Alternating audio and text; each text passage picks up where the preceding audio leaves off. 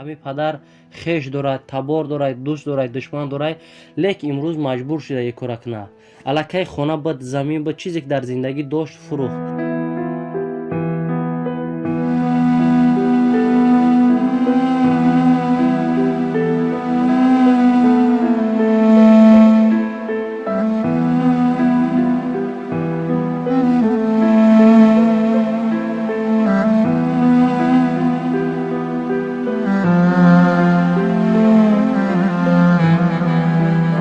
сабаби барнома кардани шумо дар чӣ буд? Дигар вазъият нест барои дубора ҷарроҳӣ кардани пои шумо? من یگان دیگه خونه داشتم، خونه فروختم به خونگی و یگان دیگه دیگه قرض ماندگی حاضر تو قرض داریم قرض دادن نمیتونیم. خونه ҳама чиро барои ҳамин початон фурӯхтем. Rahim Production. салом арз мекунам ба кулли тамошобинони доимии сомонаи Rahim Production, ба кулли он нафароне ки ин лаҳза барномаи навбати моро тамошо кардесен. Дӯстони азиз, аз ҳамаи шумо эҳтиромона хоҳиш мекунам, имрӯз падари меҳрабон муҳтоҷ шудаи рӯ парои камера баромадаги аз ҳар яки мову шумо талаб мекунад ки саломатии падара барқарор кунем ва мехоҳам ки ҳама каса бо сабр то охири барнома тамошо кунен, лайка дареғ надорен, навора ба дӯсто ба рафиқотон паҳн кунен ки шумо сабаби шифо ёфтани ана пои падарҷони азиз шуден. дӯстони азиз, имрӯз навори навбати мо аз шаҳри Москва, аз Федератсияи Россия ба навор гирифта шудааст. падар низ дар ҳамин ҷо ҳузур дорад. ҳозир мефаҳмем саргузашт аз чӣ сабаб пои падара бинед ки дар чӣ ҳолай, аз чӣ сабаб пои падар ба ин ҳол омадагай. чуноне ки шумо пои падара мебинед, дар дуруни пои падар ба гуфти падар оҳан мондагай. ҳозир ҳамаша суол мекунем аз падари меҳрабон. дӯстони азиз, бо сабр тамошо мекунем. як бор дига салом алейкум. созен хубен? як бор худтонро муаррифӣ мекарден, аз куҷои тоҷикистон ҳастед? رایون پنجکین شهید نصرت الله. ай панҷакент ҳа? соҳиби чанд фарзанд? دو پسر. ду писар? набераам ҳаст? همین بیرون مایده. аз чӣ ҳисоб падарҷон пои шумо ихел шид? камтар васеъ гап зада метонед? 2008 سال جای کار به مسکو به افتکار چاقید اسکلند بردم بالنیسه 5 تا اپراسیا کردم سال 2008 و 2011 دوشنبه بکردم یک اپراسیا 2020 پنجکین 7 تا اپراسیا. چند سال شد همین خیلن؟ 2008 همین خیل؟ برای شما پدرجان قینیسه اینقدر عذاب؟ بسیار قینه. یگان حالاتهایی هست که دردهای وزمین برای شما اذیت بوده؟ من شب گو وقت شب خواب نمیرم، سوختی میبرم، سوزش میکنم. برای هر یک انسان اولین درجه سلامتی است. این پول دنیا اگر میلیون باشه سلامتی کی نباشه؟ سلامتی، سلامتی. سبب برنامه کردن شما در چی بود؟ دیگر وضعیت نیست برای دوباره جراحی کردن پای شما؟ من یگان دیگه خونه داشتم، خونه فروختم به خونگی و یگان دیگه دیگه قرض ماندگی حاضر تو قرض داریم قرض دادن نمیتونیم. خونه همه چی را برای همین پوچتون فروختیم. تبابت کردم من بسیار پولی کلان رفت. پولی کلان رفت اما سلامتی حالی هم برقرار شده. حاجی دکترها چی گفتن؟ گفتن که بیاین اوهاناشو میگیریم از اون. اما حاضر همه اوهان میگیرن، اکنون اوهان که گرفتن بعد با ندانش معلوم میشه که توب نخوره دیگه. نازه که توب خوره دیگه با میبره. همین قدر سال نگاهبین و جراحی کردن شما دا تا حال گارانتی نیست که پای شما برقرار میشه و یا نه؟ گارانتی نداره. اگر مبادا یکی پوچتون توب خوره چیکار میکنن؟ میبرن پلاستیک.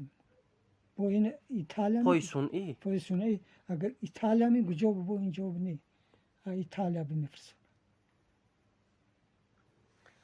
دوستان عزیز، بیاین از برای الله همه کسا به نام پدر عزیز، به نام پدری که خونه در منزل همه فروخته امروز در فدراسیای روسیه آمده محتاج به هر یک دستگیری ما و شما شدگی.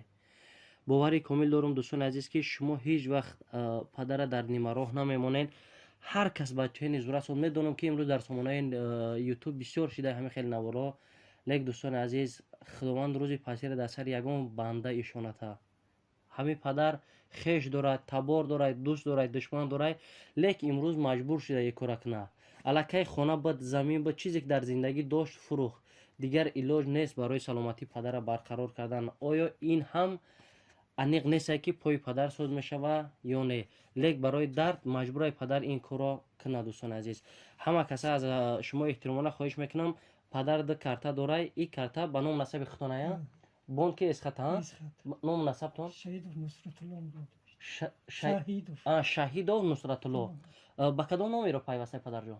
986 16 54 986 16 54 16 54 986 16 54 54. بور یک 92 یا اول 92 این نمرای طرف خوجا 92 982 982 16 54 پرش با دوستان عزیز در زیر ویدیو نوشتن بشود کارتای بوند که اسقاط حجم رقمش گم میزنم دوستان عزیز 63 74 00 00 00 92 85 674 دوستان عزیز کارتای دیگری کارتا به نام نسبی پسرتون درسته به نام نسبی پسرتون نام نسبی پسرتون محمد وحید فامیلشون شهید محمد او چه وقتی داره شهید محمد وحید دوستان عزیز کارتای پسرشون موندگیان حتما کارتای با اعتماد باورینوکای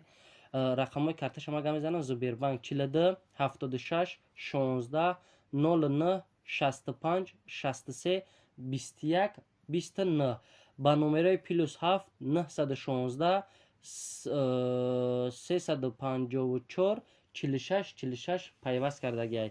بین دوستان عزیز همه کسا سرجم شیم انشالله شاید که انمی آخران امید پدر در زندگی عملی شود انمی پای پدر شفا باید با دستگیری هر یکی ما و شما فقط در آخر از پدر از انمی ستون خاندار میخواهیم که یک دعا با کلی نفرانی که پدر دارن نفرانی که پدرشون از دست دادن یک دعای پدرانه به هر یکی ما و شما بده برای انمی 100 روبل 1000 روبل که هر یکی ما و شما از برای الله خیر میکنیم یک دعای پدرانه الهی کسی که دائمی ما یارده میکند برکه یابد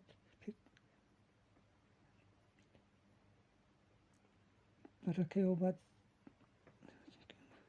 ای بار خدای عرش کرسیش از چیز به ما عطا فرستی علم و عمل و فراغ دستی ایمان و عمل فرستی ای بار خدای پر عنایت پاکیزه کریم بی نهایت ما غایبان خود به تو سپردیم تو زود رسان ما سلامت کسی که همین به یارده میکند برکه یابد آمین الله اکبر.